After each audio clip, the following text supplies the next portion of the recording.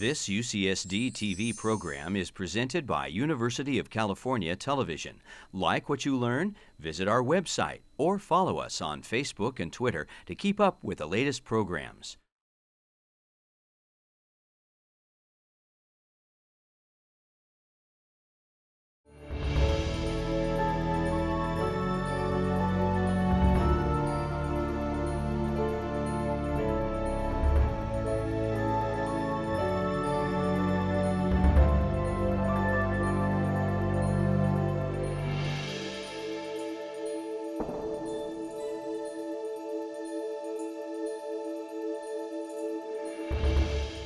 Good evening and welcome to the Jeffrey B. Graham Perspectives on Ocean Science Speaker Series.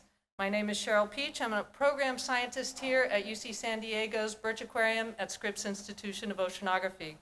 It's a great pleasure to have you all here this evening. We're very lucky to have, as a speaker this evening, one of our very own graduate students, Josefin Stiller. She's a PhD candidate here at Scripps in the marine biology program. And when I was talking to Josefin to get a little bit about her history, she said one thing that you all should know, and I bet will resonate with all of you, is that she's always loved animals and nature, and biology has always been her passion. And I think she's living out that passion in the work that she's pursued. We're very fortunate that she has come here. She came serendipitously as an exchange student from Berlin, from the Humboldt University in Berlin. And she ended up working with Greg Rouse as her thesis advisor. Well, the outcome of their work together was, in fact, an outstanding thesis prize from the Berlin Society of Friends of Natural Science given to Josefin for her excellent work. So when funding came available at Scripps for work on Seadragon population genetics, rather than run a protracted search for which, Greg has said, we would have received hundreds, if not more, applications for that graduate position, they knew that in their lab that they had their best fit in Josefin. And she's proved them right in innumerable ways since then, not the least of which was her tenacious efforts to get the tissue sample and doing the genetic sequencing that would ultimately lead to the discovery of a brand new species of sea dragon, the Ruby Seadragon. And so we're extremely fortunate to have Josefin here speaking to us about her groundbreaking work about which she is so passionate. Please join me in welcoming Josefin for her talk titled Unleash the Dragons, Secrets of Sea Dragon Biology. Josefin, thank you for being here.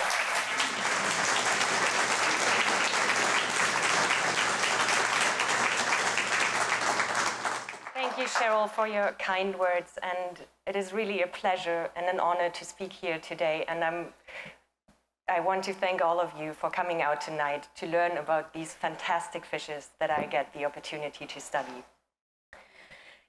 We have been seeing these videos playing for quite a while now, and it shows you how we sample sea dragons for our work. But what the videos also show you, how intricately sea dragons are adapted to their environment, how beautifully they merge in with their habitat, and they're just such an amazing thing that evolution has brought to us.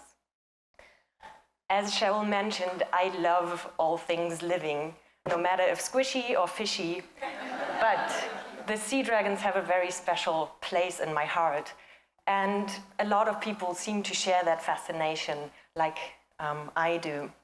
And sea dragons are hugely popular in Australia with divers, and they're also very popular in aquaria. At our very own Birch Aquarium, we have sea dragons on display, and they educate us about marine life, about evolution, and they also help raise awareness for protecting our marine life and protecting life in all of its variety. Surprisingly, sea dragons have received very little scientific attention. There are only a handful of papers, and there are many, many secrets to their biology and to their secretive lives. So the title of my talk, as mentioned, is Secrets of Sea Dragon Biology. And I would like to introduce you to the sea dragons by addressing 4 common questions we often get from the general public about some of their biology. But the main part will focus on our work here at Scripps Institution of Oceanography and in Australia. The Seadragon project has started over a decade ago with my motivated advisors, Dr. Greg Grouse, who is a professor here at Scripps Institution of Oceanography, and Scripps alumnus Narada Wilson, who is a researcher now at the Western Australian Museum. Over 10 years ago, they started working on these fantastic fishes, and I want to share with you what we've learned since then. The last part of the talk will be the introduction of our new species, the Ruby Seadragon. This was really a huge surprise to us. We did not expect this, and I want to share the story of the discovery with you, and I also want to share with you how we want to study this enigmatic species in the very near future. But let's start with 4 secrets of sea dragon biology. Looking at a sea dragon, it may not be entirely obvious to you what they really are. They look so odd that it's really hard for us to really distinguish what kind of an animal they are, and if there are in fact animals. You may think that it's a weird hybrid between a seahorse and a seaweed. As an evolutionary biologist, I like to answer the question of what a sea dragon is in relation to its evolutionary heritage. So where do sea dragons fall in the tree of life? Both from morphology and DNA sequence analysis, we know that sea dragons are in fact spiny-rayed fishes, and they are a tiny twig of a group called the Syngnathidae. Syngnathed means fused jaw, and it accounts for the fact that all members of Syngnathidae have these elongate snouts with some fused bones in them. They use those to accurately and effectively suck in their prey. They're really killing machines, even though they look very cute. They feed on all of these tiny particles you can see here in the water. They are so-called sea lice or mysid shrimps. And this is what our sea dragons really like to munch on. The synnathids are relatively diverse with approximately 300 species, and they have some really famous members like the seahorses and different pipefish lineages. While it is quite odd that there are 50 or so species of seahorses, there are only 3 species of sea dragons. And as I mentioned, the third one was only recently discovered, and for the majority of the talk, we will only speak about the 2 better known species of sea dragon, which have been known since the early 1800s. There is the leafy sea dragon, Phycodurus equus, with its brilliant orange coloration and the very elaborate appendages in green and brown. And then there's the common or weedy sea dragon, which has simpler appendages, but really stands out with its amazing colors and the polka dots on its side. Another really intriguing factor about sea dragons is that you have to travel pretty far to see them or have an amazing aquarium like Birch Aquarium in order to see them. Sea dragons are only found along the southern coast of Australia, and here they really prefer the shallow waters. We can find them up to depths of 30 meters, so approximately 100 feet. In orange, you see the distribution of the leafy sea dragon, and it can be found in the states of Western Australia and South Australia. There are some lighter shaded areas in Victoria, and those are records where leafy sea dragons have historically been recorded, but in more recent years, let's say the past decade or so, we haven't had any records of leafy sea dragons in this area. Doesn't mean that they are not there anymore, it's just they haven't been recorded. There's also this area, which is a little bit hard for us to study because it's basically 1,000 kilometers of desert and really steep cliff faces, and there's basically no human settlements, and it's very hard to study if sea dragons are even present in that area. So this is just one example of how little we know about sea dragons. We don't even know the full distribution. The common sea dragon, shown in blue, has a much wider distribution, and we generally understand the biology a tiny bit better than the leafy sea dragon. As the name suggests, the common sea dragon is a little bit more common, and you can find it in all of the major cities of Australia. It occurs from Perth in Western Australia to Adelaide in South Australia, Melbourne in Victoria, and then to a little bit north of Sydney in New South Wales. And we can also find common sea dragons in Tasmania. I want to show a few examples of the habitat that sea dragons live among, mostly because they are so adapted to their habitat. So they are really members, they really interact with their environment. Australia is, of course, very well known for the fantastic Great Barrier Reef, which is off the coast of Queensland. But we will never find a sea dragon among coral reefs.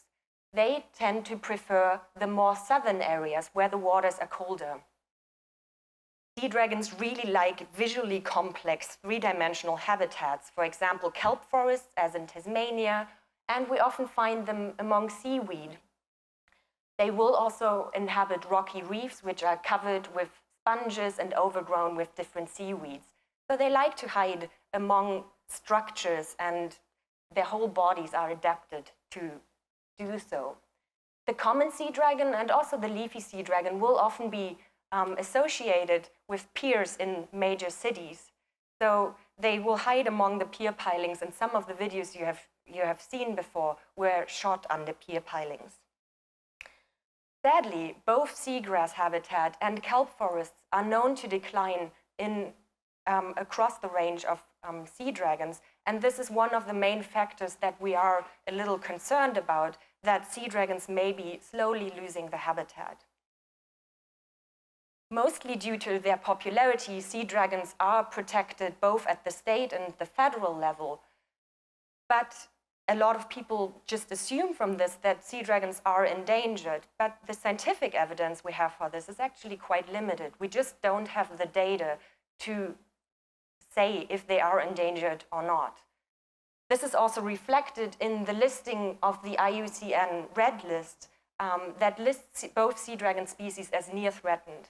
What this category means is that threats have been identified for sea dragons, most prominently the habitat fragmentation that they may be experiencing, but we currently don't have any data on population trends to really make a statement about their health in the wild. The next big secret of sea dragon biology is, why do they look so funny? Why do they have these appendages? You are a very bright audience, you have already figured it out, they have them for camouflaging, but I want to get a little bit more into detail and really challenge your sea dragon spotting ability. A lot of people assume that the appendages are fins, but they are not. They're not involved in locomotion, and sea dragons cannot really move their appendages in a proper way. They, like other fishes, sea dragons have a set of fins behind the head and also on top of the tail. The fins are just really hard to see for us because they're very transparent and they flicker so fast that our eyes can't really distinguish them. The appendages are basically enlarged spines with dermal outgrowth. So they have some skin flaps sitting on top of spines. All sea dragons are encased in bony plates that cover their bodies, and each of these bony plates will have a little spine on them. And then certain spines will just become very large and have this skin appendage. You may think from these photos, those fish are not camouflaged, they stand out so well, I can easily see it here. The images are a little deceiving because we took them with flashes, so the colors really stand out. Similarly, here at the aquarium, we have artificial lighting that make the colors really pop and make the sea dragons stand out from their habitat. Under natural lighting, this is what the conditions look like.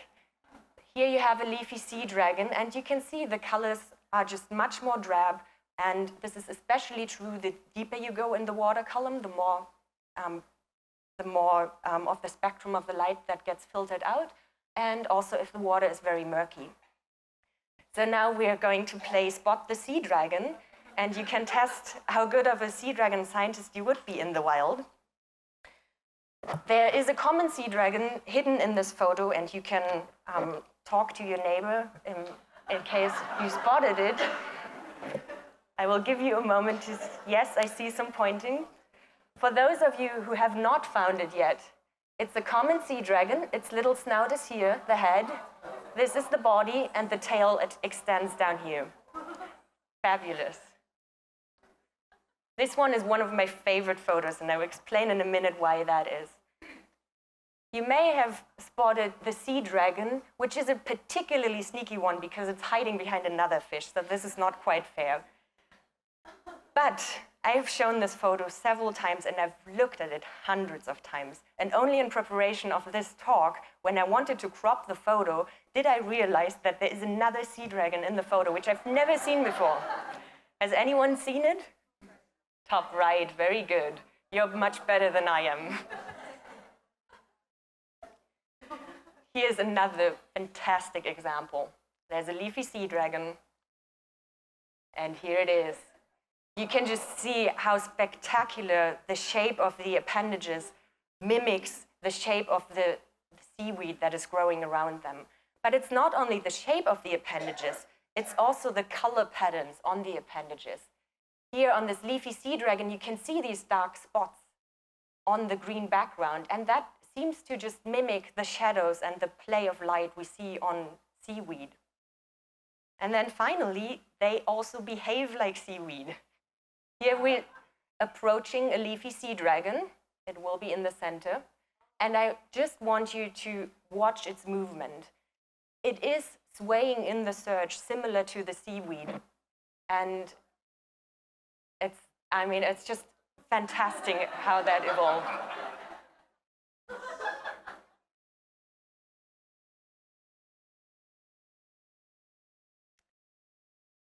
Why camouflage? One reason is probably that sea dragons are ambush predators. They like to sneak up on their prey, and not being visible to their prey makes them probably get in the vicinity of the prey and then just shoot out with their snouts. Also, you have seen it's pretty effective. It works on scientists, so it probably works on sharks and on seals to not get eaten. And what the appendages also do is that they make the fish bigger than it actually is. So it excludes a certain size spectrum of predators from nibbling on them. And also, often we will see poor sea dragons that don't have any appendages anymore. Maybe this one got tumbled up in a storm that seems to happen, so maybe the appendages just broke off, but it may also be that something took a bite on it. So maybe the appendages are similar to a lizard's tail, so they could be somewhat of a distraction. You rather lose a bit of your appendage, which is just a bit of skin, than losing your head. So the last secret of sea dragon biology, and here clearly, this is a statue in Bulgaria, which I think is just fantastic, describing how sea dragons reproduce. We actually know way less than this. We don't know how the egg transfer happens. Reproduction in cynathids and in sea dragons is probably one of the most exciting chapters of their biology, because in cynathids, the male broods. He takes care of the babies. You have probably heard of male pregnancy in seahorses. The term is a little deceiving, but I can see how it originated, because they have these fully enclosed brood pouches, and they will have the babies sitting in these brood pouches until they hatch out. And they can get really bulgy and pretty wobbly, so they are somewhat reminiscent of a pregnant mammal. But seahorses are kind of the oddballs in the Cynathidae. Most other members of this group will display their eggs more openly on their tails. There can be flaps around the eggs that are just on the sides of the fish, or as in many other pipefishes, and including our sea dragons, the eggs are just carried on the underside of the tail. Here you see that most of the eggs of the leafy sea dragon have hatched out, and there are also these little tissue pockets where the eggs used to be inserted. But much of the biology of the reproduction of sea dragons is still not understood. No one has ever observed an egg transfer from a male to a female. We often see males carrying these bright pink eggs, but we don't really know how they end up on the tail. Sea dragons have relatively low reproductive output if you compare this to other fishes that just spawn into the water column and can have thousands, if not millions of outcome, reproductive outcome. I'm going to show some really heartbreakingly cute baby sea dragons now, so brace yourself.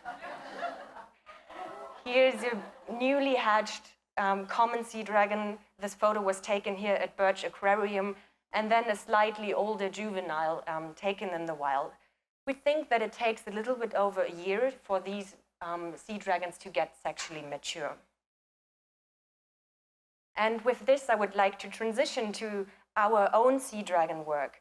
We mostly use molecular methods, so genetics, to understand sea dragon biology. And I would really like to take you on the journey that this project has been. It was initiated in 2005 by Greg Rouse and Nerida Wilson and many, many helping hands over the years. Both being Australians, they grew up diving with sea dragons, and they were surprised to find that there has never been a genetic assessment of either species, and there has never been an assessment of the species covering the entire range. So they had the vision of sampling populations of both sea dragon species throughout as much of the range as possible. And this is quite an endeavor. Australia is a big, big continent, and they have wide ranges. We decided to use genetic methods to tease out as much information as possible for each sample. And in the recent years, we had some major technological advances that really made us leap forward on this respect, and this is what I want to talk to you about next. But let's start with our sampling. Greg and Nerida tirelessly traveled to all of these beaches shown here and with these little dots. The common sea dragon sampling localities are shown in blue, and the leafy sea dragon localities are shown in orange. You can see that the numbers we have for leafy sea dragons are much smaller. And again, this is due to the fact that leafy sea dragons are just really hard to find, and they seem to be generally less abundant, and we just don't know that much about their distribution. This is really spectacular sampling, and I just have to express my deepest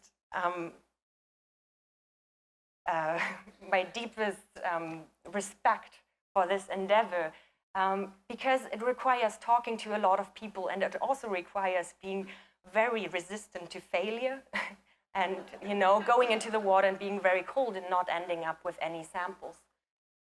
There was a little bit of a gap between 2008 and 2012, and this is when I joined the team for my PhD work with the generous support only made possible through the Lowe Family Foundation. And we added in another sample site when I joined in the very southern tip of the common sea dragon's distribution. At each of these sites, we sampled between 10 to 15 individuals, and this gives us a good idea of the local genetic diversity and more of an average. So I want to show some impressions from the field. This is me and Nerida in Tasmania 2012, all geared up, and you can tell that I'm super excited to get into the water and find my first common sea dragons. Also notice the thick wetsuits. Tasmania was very cold. Sampling sea dragons is a pretty big logistic effort. You often have to go to remote places, and here you see Greg and Nerida and their helping hands getting all ready and entering the water. I want you to notice the little mascot, a little leafy sea dragon, all helping out and supervising that everything is in order. Usually when you come out of the water, your hands and feet are so cold that you can't feel them anymore. And so in this photo, Nerida and her colleague are standing in buckets of hot water and sipping hot tea. And again, our little leafy sea dragon is helping out. They're very cold, but look how happy they are. They just dived with sea dragons. So I want to show another video of the sampling of leafy sea dragons and just explain a little more how we do it. So here you see Greg on the right side, and he's taking a little snip of the appendage of the sea dragon. This is everything we need for our DNA work. He loses it, and then captures it. Whew. Very, very elegant. So this is everything we need, and this is the least invasive method we can think about of taking samples without harming the animals. Everything was approved by animal ethics, and we know that the fishes seem to be doing fine after this procedure. What we also do is document. Each individual will have a little photo shoot, and this allows us to take measurements in the lab of regional morphological differences. So here we take the photos, and off you go. The sea dragon faces Greg and says goodbye. And this is it. So for all of our individuals, we have a photograph, and we have some idea of morphological variability, and then we have a tiny snip of tissue. But we did not stop there. We also contacted museums all over Australia trying to find more tissue samples that were housed in museums. Those were mainly beach-washed individuals, so sea dragons will often wash up on beaches and then dry up and look like this, and with a little bit of lab magic, we can even get DNA out of these samples. And we also have many trawled individuals. And you can really see that it nicely pads out our sampling of sea dragons, and the numbers bumped up quite a bit through the help of museums, especially for the leafy sea dragon. The second ingredient to our project was to develop new techniques to get the most out of our samples. We started with traditional sequencing in the very early phases of the project, and we've learned a lot from this. Traditional sequencing works in the way that you sequence one region at a time. You have one reaction in the lab for one gene or genetic region. So-called next-generation sequencing, the new technology that just appeared a few years ago, you can sequence hundreds, if not millions of regions at a time. So it's really scaling up.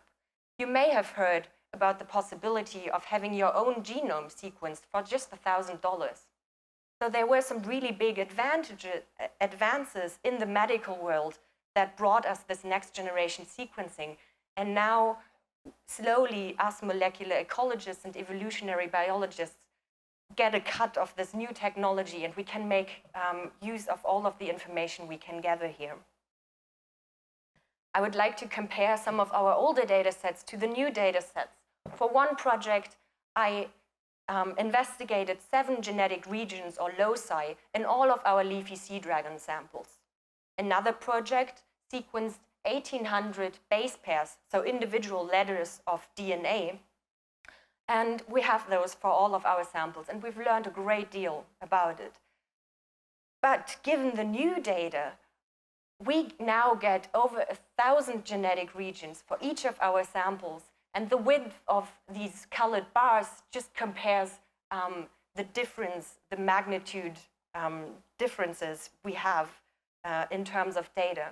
For each of our samples, we get 1.8 million letters of DNA pieces for each sea dragon sample. To illustrate this, I have to move on to a next slide. This is our old data, and this is our new data. So we're really scaling up. And what also happens is that the life of a molecular ecologist changes a little. While before we were mainly constrained by the amount of data we could generate in the lab, just the amount of pipetting you can do in a day. But now we can just generate so much data in much less time and comparatively little monetary efforts, that much of the bottleneck is actually now the processing and analysis of the data. The time I spend in the lab pipetting is relatively little compared to the time I spend in front of the computer, wrangling our data, learning how to program and to make use of all of this data. It's a fantastic, fantastic time to be a scientist in training and learning all of these transformative techniques. But you can tell that I'm really excited about it, but do we really need that much data? The answer is yes, because our genomes are very complex and they hold many, many different levels of divergence. For example, my genome holds the information that links us up to chimps. We are primates, and this information is written in our genomes, and we can access it by comparing genomes. At the same time, I have half of my DNA from my mother and half of my DNA from my father. So they're really quite different timescales of one generation to millions of years of evolution. So genetic divergence is nested and everything is written in the genome. Sea dragons are this tiny twig on the tree of life, like you and me are. If we zoom in really, really vastly, we find the sygnathids, and then within sygnathids we have our Seadragon species. Species are again composed of smaller units, which we call populations, so geographical units.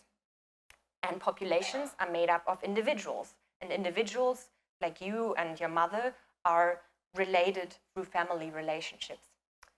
We can access information about all of these levels using the same data because it's all encoded in the genome. Back in the old days with traditional sequencing, we had a different data set to investigate relationships among individuals, and then a very different data sets to look at evolutionary questions. Our projects have generated some interesting results on many of these levels, and I would like to share some of those with you now. The first example we're going to look at is comparing the genetic diversity among leafy sea dragons across their range.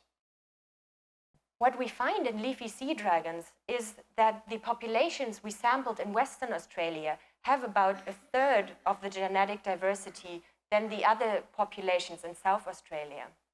We care about genetic diversity because it tells us something about the health of the population and maybe also the ability to adapt to changing climatic conditions or to new diseases. So this could be a little concerning. As I mentioned, we are not entirely, we only have one sampled population here and a few individuals that were washed up on beaches from a little further west. So to really make a statement and maybe raise the red flags, we want to corroborate these results. And so we plan on sampling at least 2 additional populations, east and west of the ones we already have, in order to corroborate this. And if the genetic diversity proves to be low in this area, this would have some implications how Western Australia may manage their sea dragon populations. Now we're moving to the common sea dragons. They have this fantastic range all over Australia. And here I color-coded all of the sampling localities with slightly different shades of coloration. And I will show you a plot now where each individual is represented by a line. And the closer the lines are together, the more genetically similar they are. The farther they are from each other, the more genetically distinct they are. And what I want you to notice here is that we have these bushes of the same color. So individuals from the same beach represented by the same color will be genetically very similar to each other when compared to the next beach. So for example, our samples from Hobart in Tasmania are slightly different from the samples just slightly north, and we can really distinguish that. What this tells us is that sea dragons probably don't travel a lot along the coast. We already knew that they don't swim that well, and there were some indications that the sea dragons may stay close to where they are born, but this has never been shown effectively, and this is the genetic proof that they seem to be migrating relatively little. Another very interesting thing we see from just this plot is that there is a huge unconnected branch. So there's quite a gap separating a group over here and a group over here. And all of these populations are on the east side of Australia. And if we look at the break, it corresponds to the Bass Strait. The Bass Strait is a seaway that separates mainland Australia from Tasmania. And so we see that there is a genetic break between these populations here from all of the populations over here. Why is that? What caused that? The answer may lie in the historical geography of Australia. Australia, like all other continents, has changed rapidly throughout the glacial cycles. During the last glacial maximum, so approximately 18,000 years ago, the poles were much bigger and were holding much more water, so sea levels were generally much lower than they are currently. So now I want to go backwards in time, and we're moving towards the last glacial maximum. So we're slowly dropping the sea level. If we go 25 meters below the current level, we see that there is a land bridge. This is called the Bassian Isthmus, and it connected Australia to Tasmania. If we drop the sea level further, it gets bigger and then entirely becomes connected. So there was a land bridge, there was no connection. The connection we have nowadays is a new phenomenon, and it only happened in the past 10,000 years or so. So if we assume that sea dragons were already present on this part of the coast, they were not communicating over the Bass Strait with these other localities. You may think, why don't they just go around here? Maybe they did, but at least in current days, we don't really have any records of sea dragons on this part of the coast or at the very southern tip of Tasmania. And you have to know that Antarctica is down here and that there is a very cold waterfront. So it may actually be a little bit too cold for our sea dragons to go along the southern tip of Tasmania. So we think that the Bassian Isthmus explains this big break we see here. And it gives you a sense of how dynamic populations are, and that the situations we see nowadays are really not reflective of what happened in the past. Also, if you look at all of these other populations, they were dry land just a few thousand years ago. All of our sea dragon populations must have lived farther offshore, what is now offshore, and then moved inland once the sea levels rose. Why does this matter? It matters because this has left an imprint on the genetic diversity of all of the populations of sea dragons we have on the eastern part of Australia.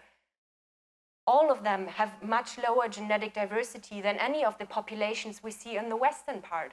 So if we ever had to spring into action and protect sea dragons, this may be part of the coast that we want to focus our efforts on. And especially, there have been some documented changes in sea dragon populations around Sydney. We know that they are going through fluctuations there. And this part of the coast is also one of the parts of Australia that are warming the fastest.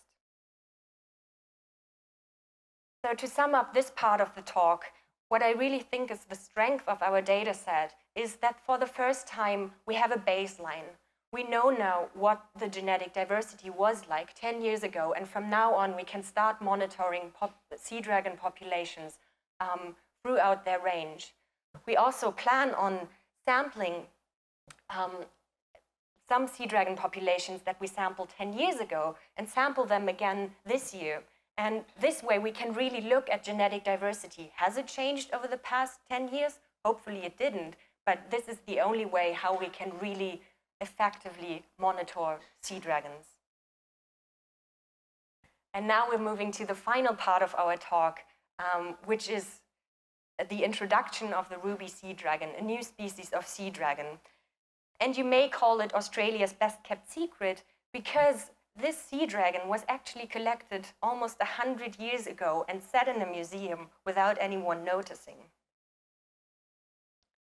But the story starts with a weird tissue sample. I've told you a lot about our work and how we do our sampling, and that we're usually just dealing with tiny tissue samples and not so much the real fishes.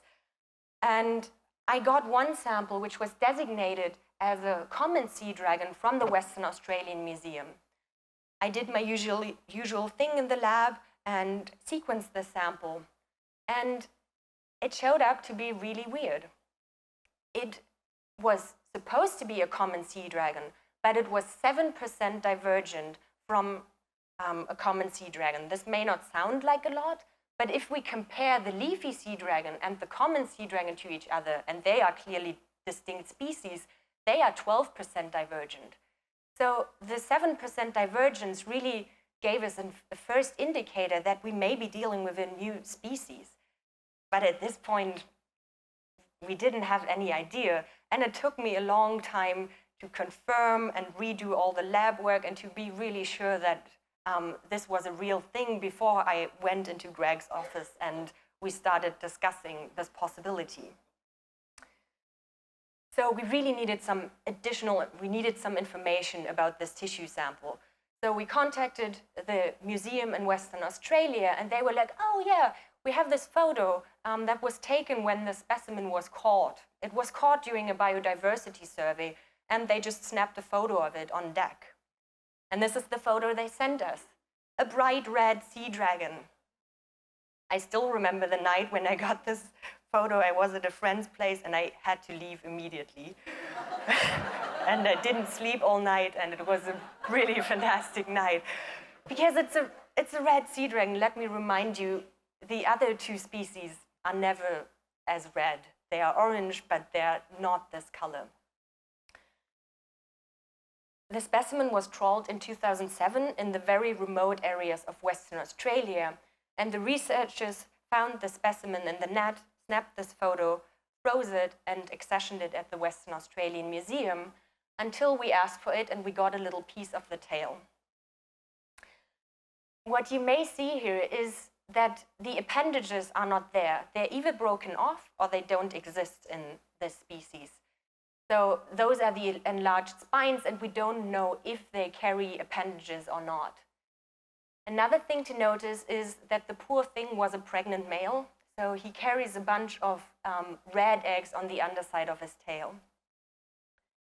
So this was really an indicator that we may be dealing with a new thing, and the more we looked, the more differences we found. It was not just the coloration, there are also multiple differences in the skeleton. Here you see an X-ray of the leafy sea dragon, the common sea dragon, and the new ruby seadragon. And of course, the leafy sea dragon is just very, very distinct from the other two, but the ruby sea dragon is as well. There is this bulgy area behind the head that is really, really big, and we don't really see that in the other two species. If you look at this enlarged spine that originates from the dermal plates, from the bony plates, we see that it's facing forward in the ruby sea dragon. In the other two species, it's backwards. And those are bones, they're rigid, they cannot move those. We always see this. And there was also an additional trunk segment that was only present in the ruby sea dragon. We looked even closer and did a three-dimensional X-ray scan. This is a micro-CT scan that we did here at UCSD. So this scan consisted of 5,500 individual X-ray slices, which we then put together using a computer, and it allowed us to get all of this information about the skeleton of the ruby sea dragon. And it is really a fantastic data set, and we were able to trace out individual bones and learned a lot about the skeleton. We named our new species, we gave it the scientific name Phylopteryx dewey, and it is named in honor of our sea dragon enthusiast and long-term supporter, Dewey White.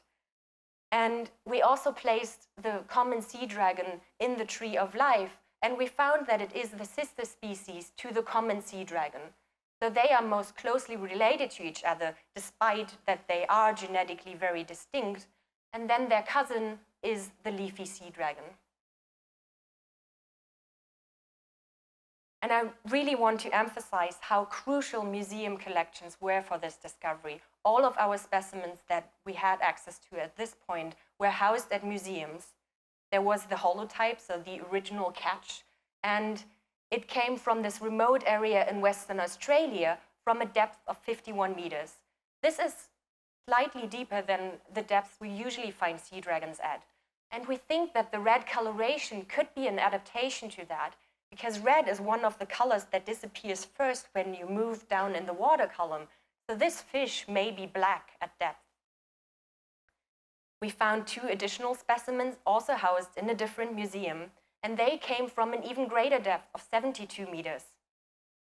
A 4th individual discovered by Nerida at her Western Australian Museum was collected in August August 1919, so almost 100 years ago. But yeah, the reason we did not discover those before is that they lose the coloration once they are preserved or they are dried, so it's not as obvious as on this photograph. But now that we know what we're looking for the bulgy area behind the head, the forward-facing spines, the additional trunk segment. Those are all ruby seadragons. So what happened since the discovery? We published our study in February of last year, and the public really welcomed our Ruby Seadragon. For me, it was a great honor. I grew up reading this German science magazine passionately in high school and also throughout undergrad, and they had a little piece about the Ruby Seadragon. It was just one of the best days in my life. And just a few weeks ago, Newsweek had a list of the 21 coolest species discoveries, and the Ruby Seadragon was on them. And what is really great is how the public helps us to understand more about the Ruby Seadragon. A few weeks after the publication, I come into the lab and I have this email alert stating that a rare Ruby Seadragon washes up on Western Australian cliffs. A family went on a beach walk, and between the rocks, they found this bright red fish, and they remembered a story that they saw in the local newspapers. And to our luck, they took this fantastic photograph of a Ruby Seadragon. So this is probably the freshest example that we have. It's just spectacular. Again, the appendages not there or maybe broken off, but aside from that, just a beautiful specimen. Unfortunately, they left it on the beach. But the photo is just amazing. The public also informed us of 2 other stranded Ruby Seadragons, and all of these red dots tell you of localities that we know now where the Ruby Seadragon has been spotted. And this is really great for us. The Ruby Seadragon is still around, people still find it, but no one has seen one alive. And we really need to change that. We don't know anything about the biology. We've never seen it alive. We don't even know if it has appendages. So we want to change that. In April of this year, we are going for the hunt for red dragon.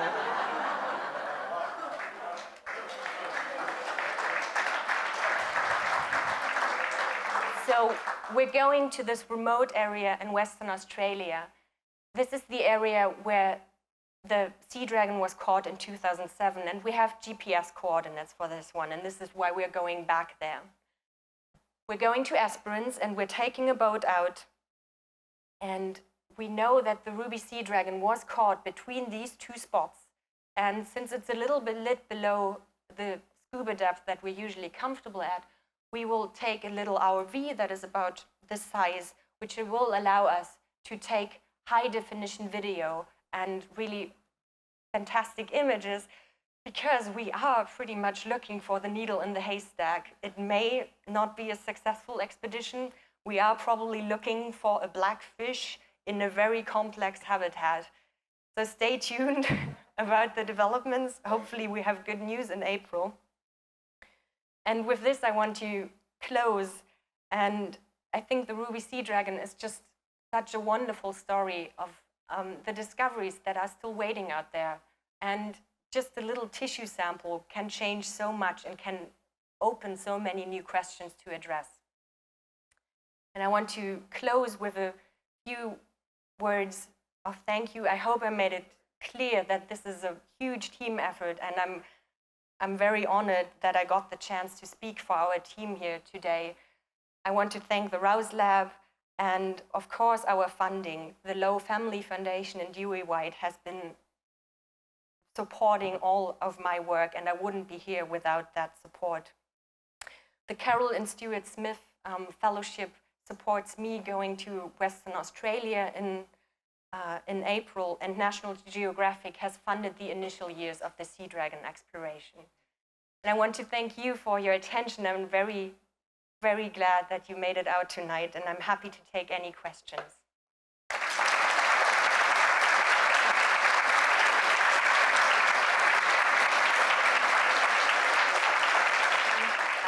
the question was about the food and if we find it in the Southern Ocean. With an ocean about temperature, the habitat, same habitat. So sea dragons like to feed on mysids. They are little.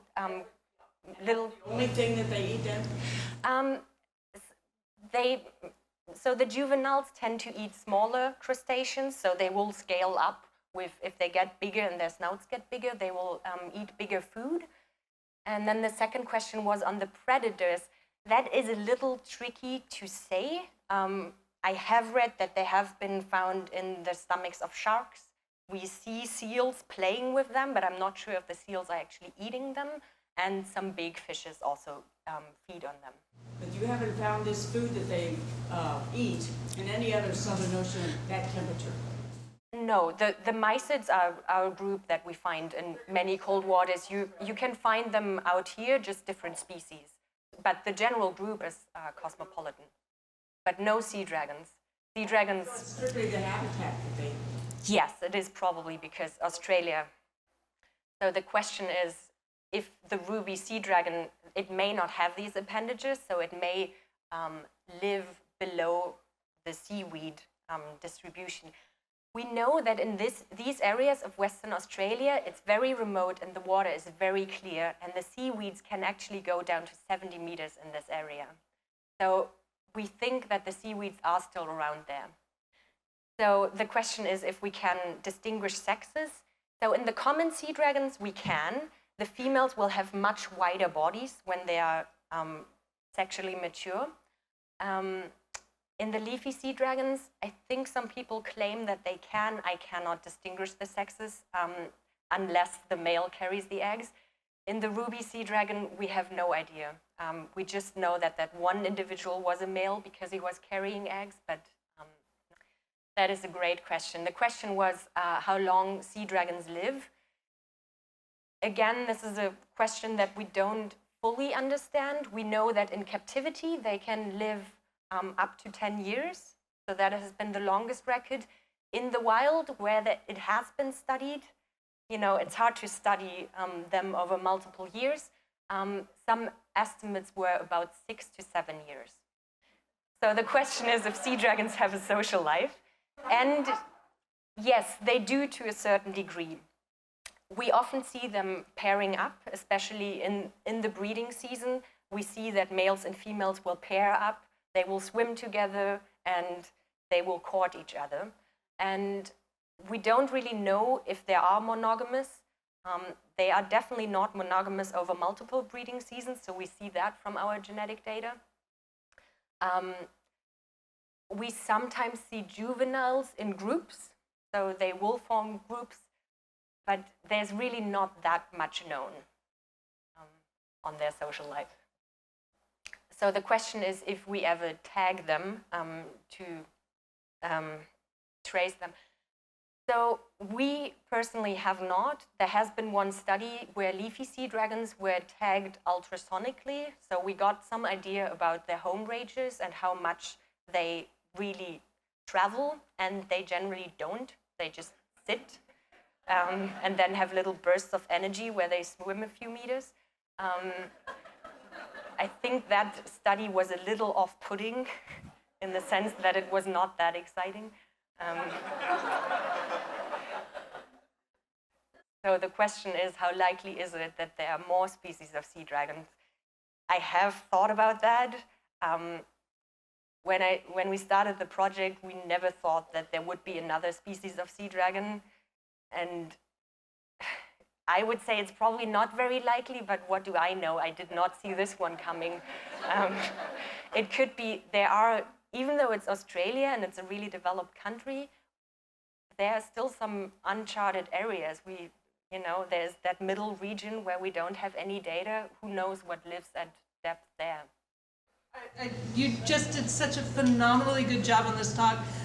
Thank you all for coming. I know you enjoyed it as much as I